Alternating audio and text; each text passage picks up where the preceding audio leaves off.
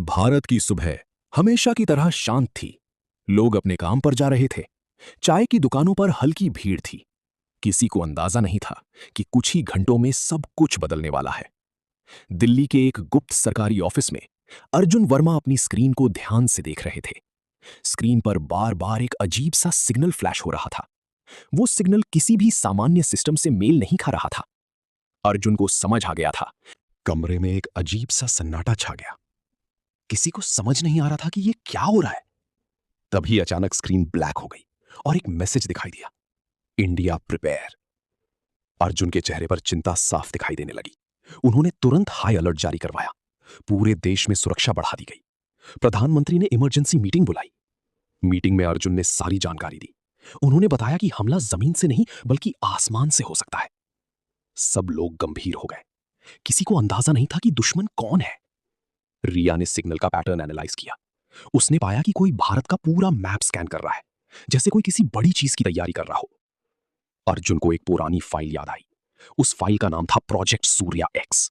यह भारत का एक गुप्त प्रोजेक्ट था जिसे कई साल पहले बंद कर दिया गया था।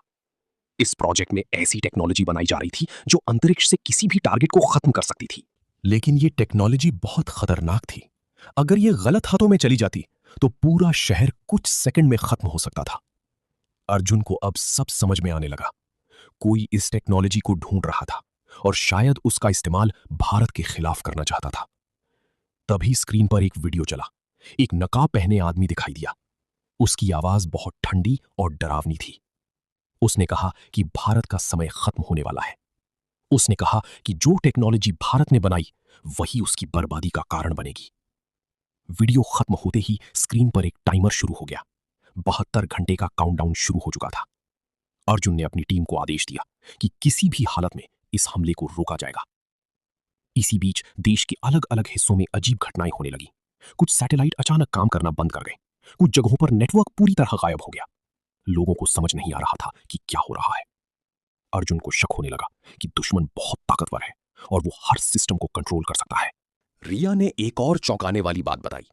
उसने कहा कि सिग्नल के अंदर एक कोड छुपा हुआ है और वो कोड भारत के पुराने डिफेंस सिस्टम से जुड़ा हुआ है। इसका मतलब था कि दुश्मन को अंदर की जानकारी थी। कोई ऐसा व्यक्ति शामिल था जो भारत के गुप्त प्रोजेक्ट्स के बारे में जानता था। अर्जुन के दिमाग में एक नाम आया, विक्रम राठौर। विक्रम पहले इसी प्रोजेक्ट का हिस्सा था, लेकिन कई साल पहले वो अचानक गायब हो गया था। अर्जुन ने तुरंत उसकी फाइल निकलवाई। फाइल में लिखा था कि विक्रम को देशद्रोही घोषित किया गया था, लेकिन उसका कोई सबूत नहीं मिला था। अर्जुन को अब यकीन हो गया कि विक्रम ही इस हमले के पीछे है।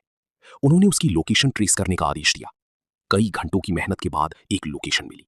वो एक छोड़ा हुआ बेस था जो शहर से काफी दूर था। अर्जुन अपनी टीम के साथ वहां पहुंचे।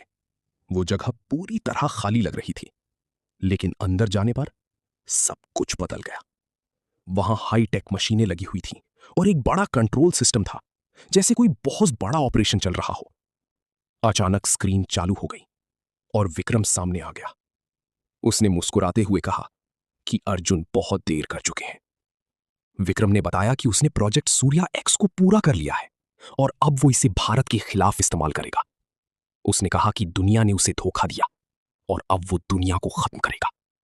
अर्जुन ने उसे रोकने की कोशिश की, लेकिन विक्रम ने पहले ही सिस्टम एक्टिवेट कर दिया था। आसमान में एक विशाल सैटेलाइट एक्टिव हो चुका था। उससे एक भयानक ऊर्जा निकल रही थी। रिया ने बताया कि अगर ये पूरी तरह एक्टिव हो गया तो भारत के कई बड़े शहर खत्म हो जाएंगे।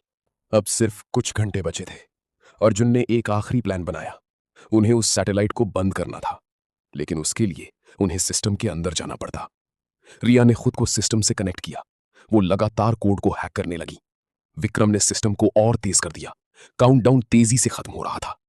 अर्जुन ने हिम्मत नहीं हारी। उन्होंने विक्रम को रोकने के लिए सीधे मुकाबला किया।